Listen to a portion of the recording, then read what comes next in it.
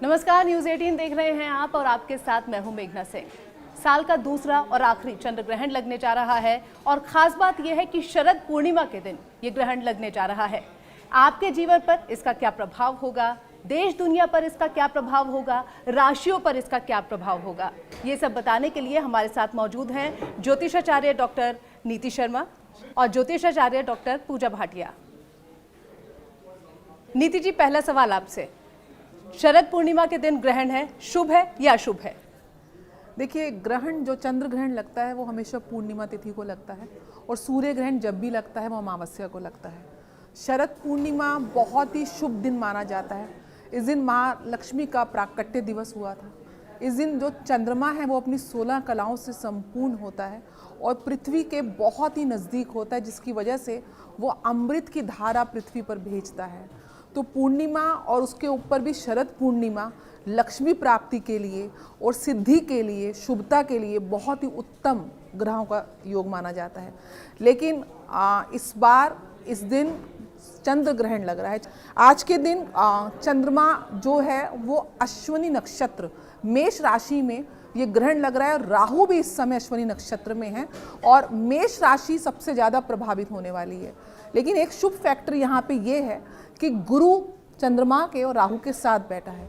हालांकि गुरु इस वजह से दूषित हो रहा है, लेकिन गुरु के शुभ प्रभाव से चंद्रमा और राहु थोड़े से बचे हुए हैं। मूलतः कोई भी ग्रहण शुभ नहीं होता है। और इस बार क्योंकि ये मेष राशि अश्विनी नक्षत्र में लग रहा है, हम देख रहे हैं कि विश्व में समय वॉर की स्थिति बनी हुई है। युद्ध का काल एक तरीके से आगाज़ हो चुका है और इस ग्रहण के बाद ये और ज़्यादा एग्रीवेट होने वाला है, क्योंकि मेष राशि जो है मंगल की राशि है, सेनापति की राशि है, ब्लड शेड की राशि है।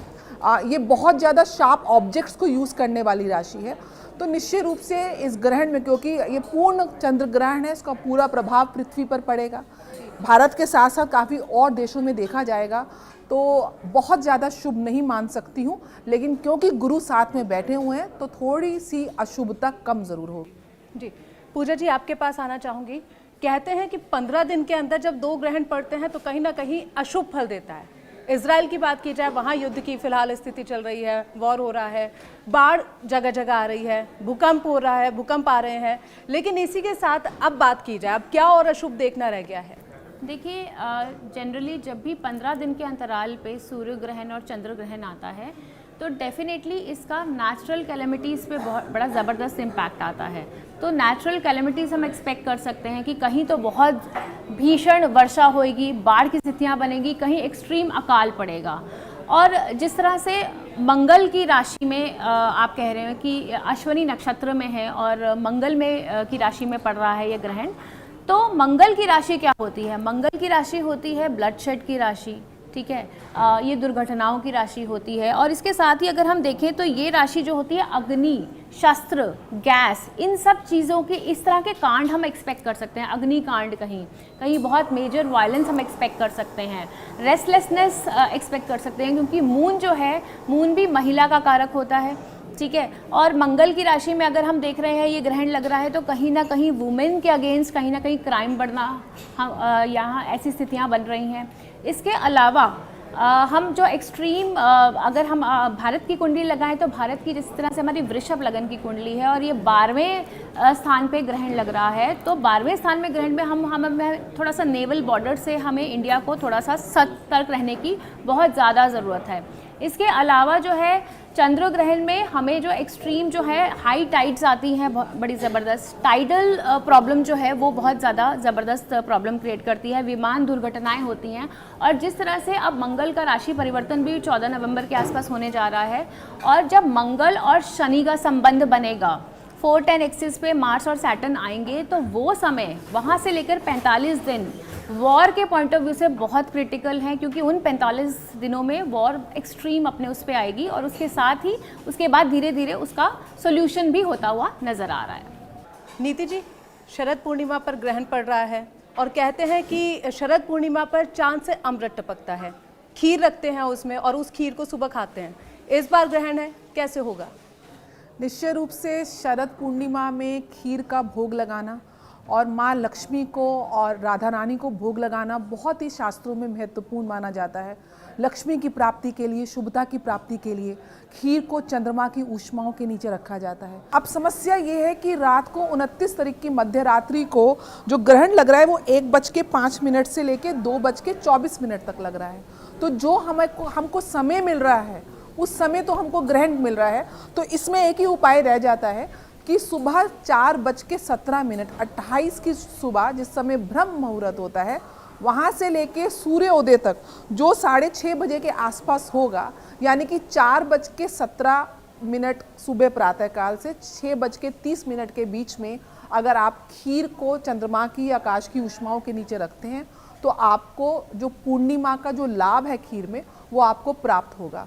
नहीं तो फिर आपको ग्रहण के अगले दिन करना उचित रहेगा, लेकिन सबसे अच्छा समय है कि आप ब्रह्म मुहूर्त में 4:17 से सुबह 6:30 बजे के बीच में खीर को बनाकर आप चंद्रमा की ऊष्माओं के नीचे सूर्योदय से पहले रखें और उसको फिर प्रसाद के रूप में आप सारे घर वाले खाएं।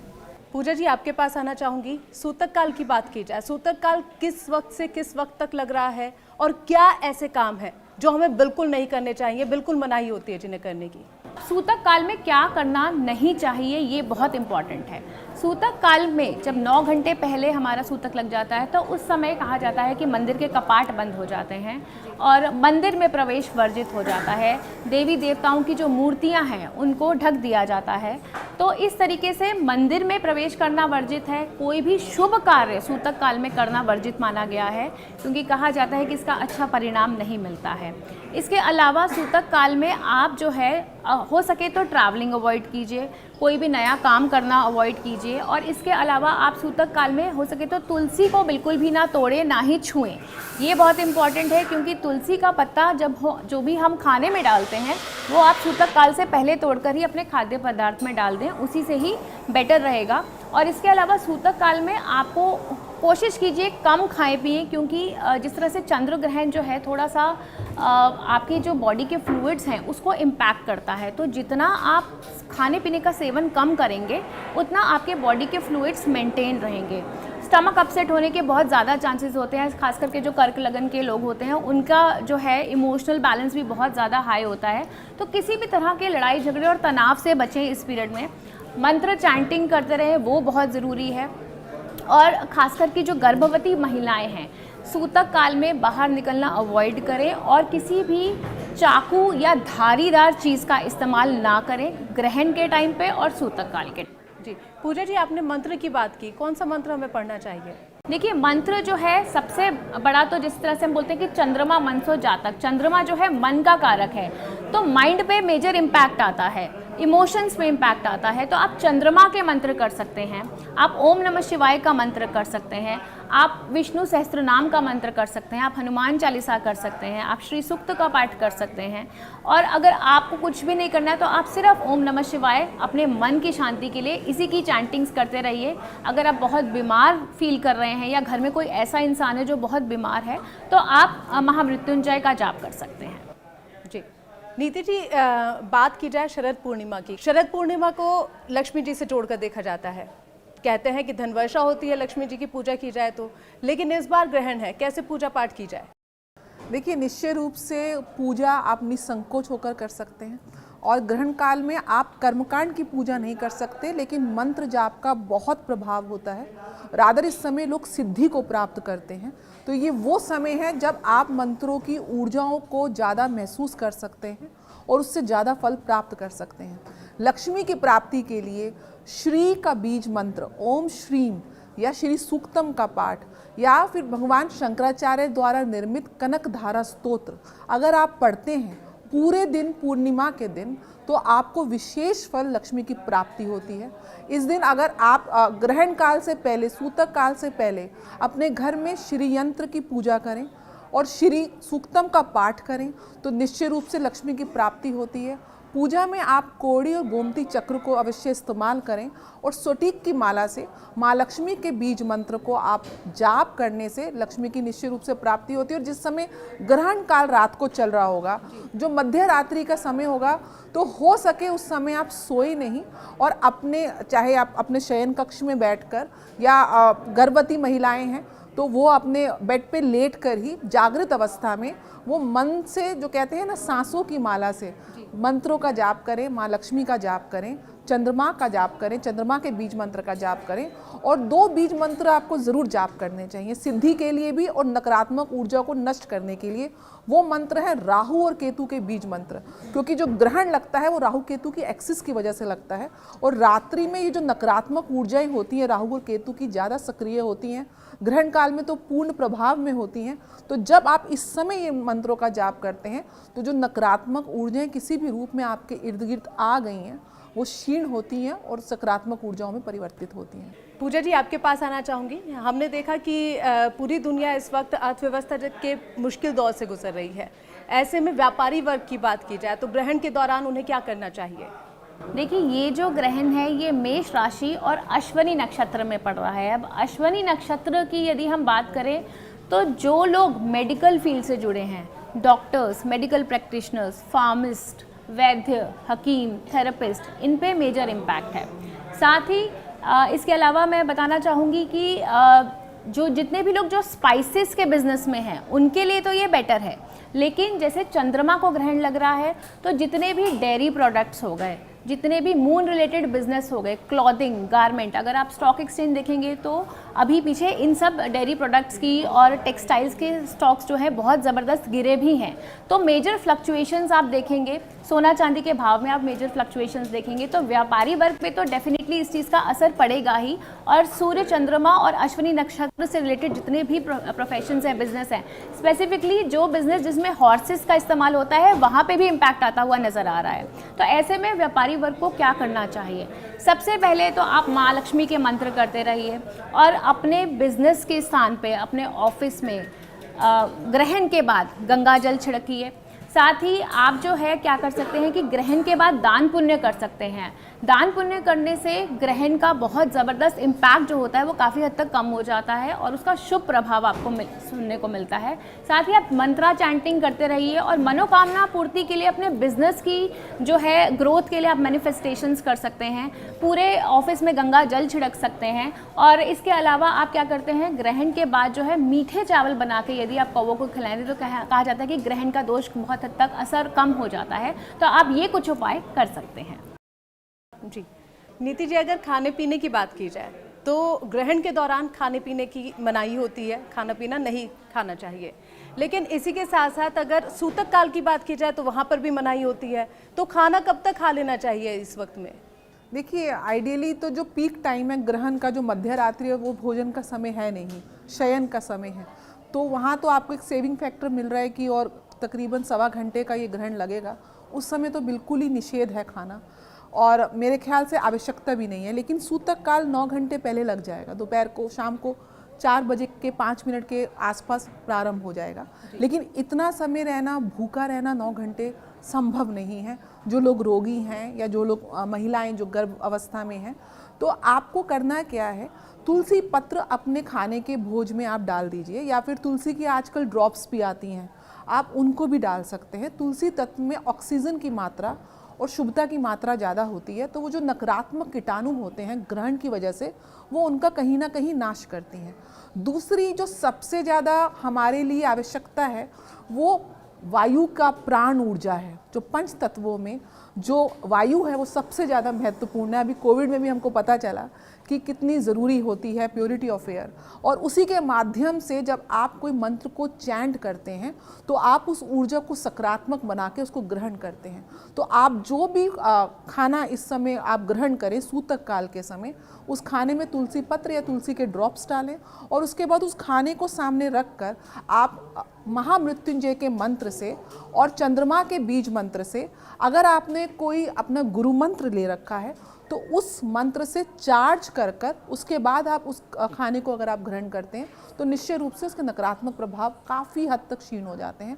तो खाना आपको खाना है, लेकिन उसको मंत्रों के द्वारा चैंट करके, तुलसी पत्र डाल के उसको शुद्ध और पवित्र करके खाना है। जी पूजा जी, ऐसा कहा जाता है कि अगर आपकी कोई भी मनोकामना है तो उसे ग्रहण के दौरान पूरा किया जा सकता है, उसके लिए क्या करना चाहिए?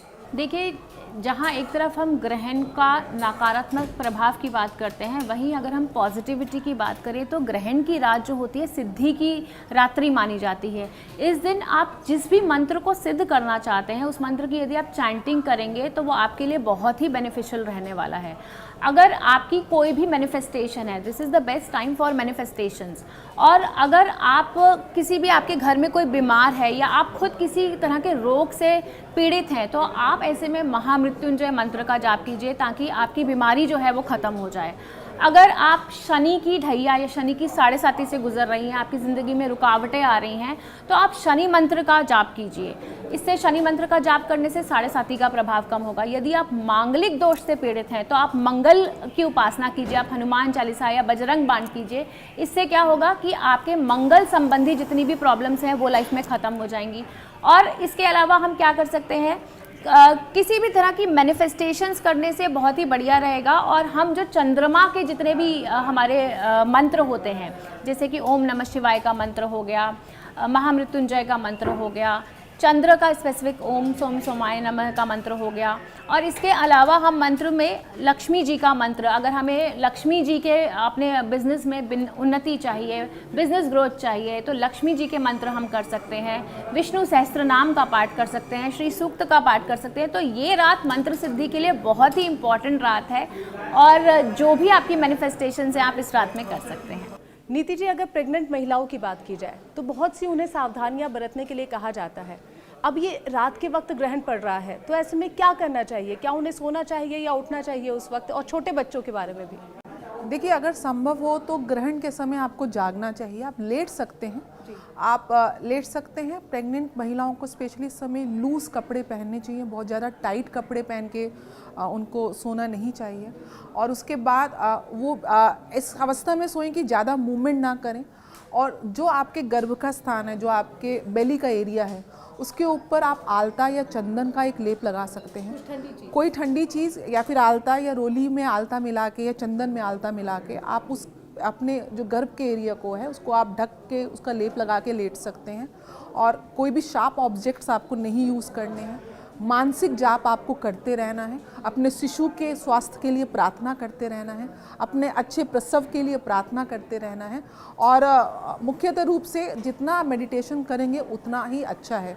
और ये जो वस्त्र आप रात को पहन के सो रही हैं, जितनी भी गर्भवती महिलाएं हैं, वो सुबह उठने के बाद संपूर्ण वस्त्र आपको दान करने हैं। और उसके साथ थोड़ा सा दान सामग्री जैसे कि आटा, चीनी, चावल, सफ़ेद वस्तुएं, वो आपको किसी गरीब महिला को, क्योंकि चंद्रमा महिलाओं का कारक है, माता का कारक है, जो माता समान महिलाएं हैं उनको आप सुबह दान कर दीजिए। और उसके बाद पुनः गंगा जल से स्नान करके आप अपनी दैनिक क्रियाओं में आप अपना काम कर सकते हैं। जी नीति जी, एक सवाल यहाँ जानना चाहूँगी। जिस तरह से प्रेग्नेंट महिलाओं को कहा जाता है कि उन्हें इस वक्त में कुछ काटना नहीं चाहिए, कहते हैं कि बच्चे के अंगों पर इसका असर पड़ता है, क्या ये मिथ है या वाकई ऐसा कुछ? देखिए, टेक्निकली आप सोचेंगे तो इट्स नॉट कि इफेक्ट पड़ रहा है।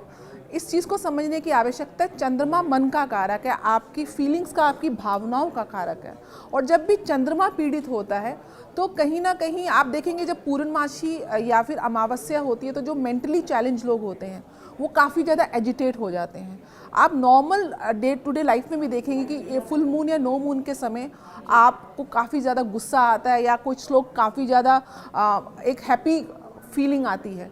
तो यहाँ पे क्योंकि चंद्रमा प्रभावित है, उसकी वजह से मानसिक अवसाद, डिप्रेशन जैसी समस्या, एंजाइटी इश्यूज़ हो जाते हैं। और जब आप एंजाइटी इश्यूज़ हैं, अगर आप मेंटली डिस्टर्ब्ड हैं और आप शार्प ऑब्जेक्ट्स को यूज़ कर रहे हैं, तो देयर इज़ अ पॉसिबिलिटी कि वो आपको हर्ट करें या कोई एक्सीडेंट हो जाए।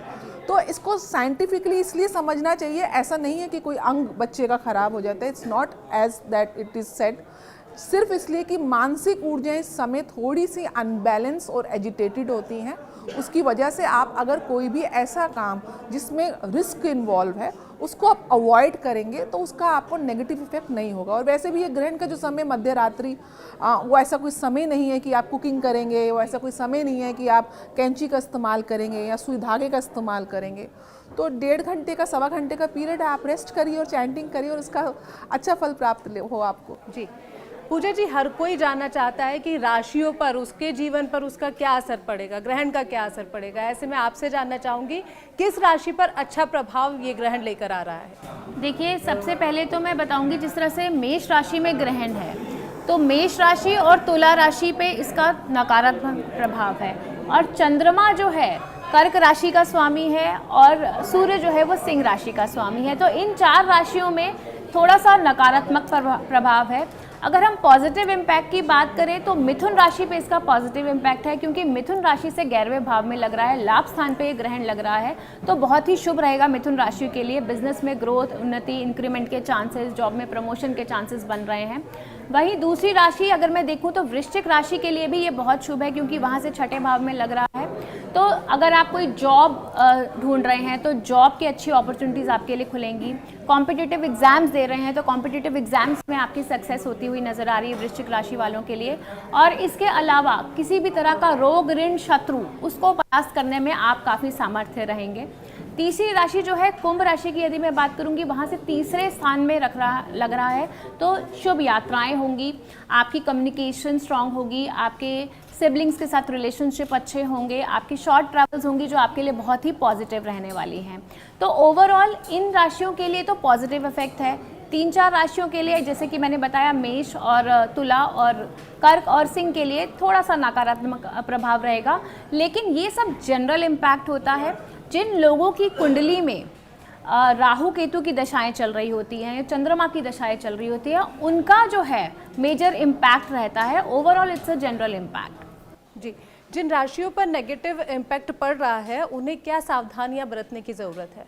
देखिए, सबसे ज़्यादा, क्योंकि मैंने बताया चंद्रमा मन का कारक है, डिप्रेशन की प्रॉब्लम, एंजाइटी की प्रॉब्लम, एक बेचैनी होने की प्रॉब्लम ये होती है इस समय।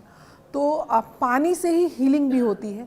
एक तो आप जो भी जल ग्रहण करें उसको अभिमंत्रित करके ग्रहण करें, और जिस समय आप स्नान करते हैं तो उस स्नान के पानी को भी आप अभिमंत्रित करें।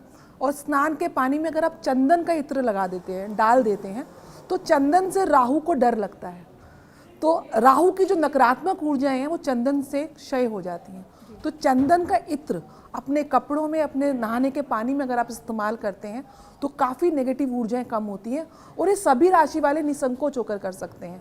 इसके अलावा राहु केतु के मंत्रों का जाप, चंद्रमा के मंत्रों का जाप, राहु केतु की अगर महादशा चल रही है आपकी कुंडली में, चंद्रमा की महादशा चल रही है, तो विशेष रूप से आपको इसका प्रभाव पड़ने वाला है। पूजा जी, आपसे जानना चाहूँगी, अगर राशियों की बात की जाए, राशियों पर जिस तरह से आपने बताया कि असर हो रहा है, कुछ पर अच्छा है और कुछ पर बुरा है, लेकिन कितने दिन तक ये प्रभाव रहता है और कितने दिन तक सावधानियां बरतने की या फिर उपाय करने की ज़रूरत होती है?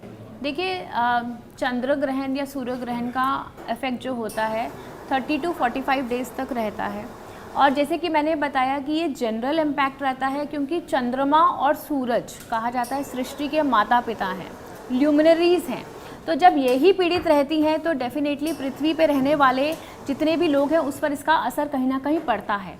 और मून जो है वो माइंड का, इमोशंस का और हमारी बॉडी के फ्लूइड्स का कारक है, तो कहीं ना कहीं इमोशनल इम्पैक्ट, एंग्जाइटी, ठीक है, वुमेन्स में hormonal issues, tensions, anxiety problem रहती है। तो इसका इम्पैक्ट 15 से 30 दिन के बीच में आप ज़्यादा देखेंगे।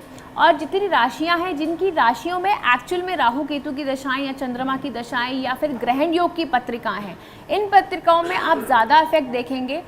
ओवरऑल जनरल इफेक्ट है। आप जो है चंद्रमा के मंत्र, देखिए मंत्र उच्चारण हमेशा ही पॉजिटिव रहते हैं, तो आप ओम नमः शिवाय की चैंटिंग करते रहिए। और जिस तरह नीति जी ने बताया कि आप पानी को अट्यून करके, मंत्रों से अभिमंत्रित करके यदि आप वो पानी पिएंगे ना, तो आपके अंदर जब वो अट्यून्ड वाटर जाता है तो डेफिनेटली पॉजिटिविटी आती ही आती है। सिर्फ चंद्र ग्रहण के आसपास नहीं, ये आपको नॉर्मल रूटीन में भी अपनी लाइफ में अपनाना चाहिए कि जब भी पानी पिए वाटर चार्ज करके पिए, ओम नमः शिवाय, जिस भी भगवान को आप मानते हैं 5 बार उस मंत्र का जाप कीजिए और पानी पीजिए। आप देखिए आपकी लाइफ में बहुत पॉजिटिव चेंजेस आने शुरू हो जाएंगे। जी, आप दोनों से ही आखिरी सवाल है, क्या ग्रहण से डरने की ज़रूरत है?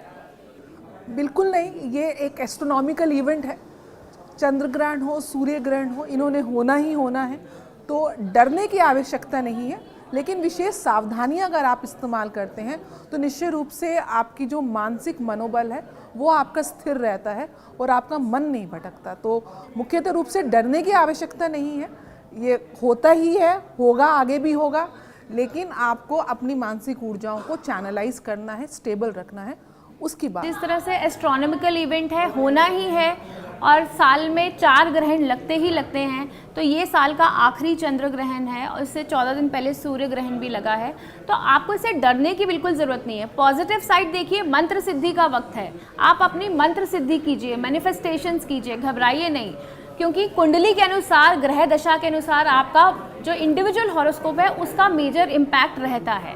चंद्र ग्रहण, सूर्य ग्रहण का जनरल इम्पैक्ट रहता है, बाकी आपकी कितना मनोबल कितना स्ट्रांग है उस पर बहुत चीज़ें डिपेंड करती हैं। तो ग्रहण से बिल्कुल डरने की जरूरत नहीं है। छोटे छोटे से उपाय कर आप ग्रहण के नकारात्मक प्रभाव से दूर रह सकते हैं। इसी के साथ हमारे इस खास पेशकश में इतना ही। नमस्कार।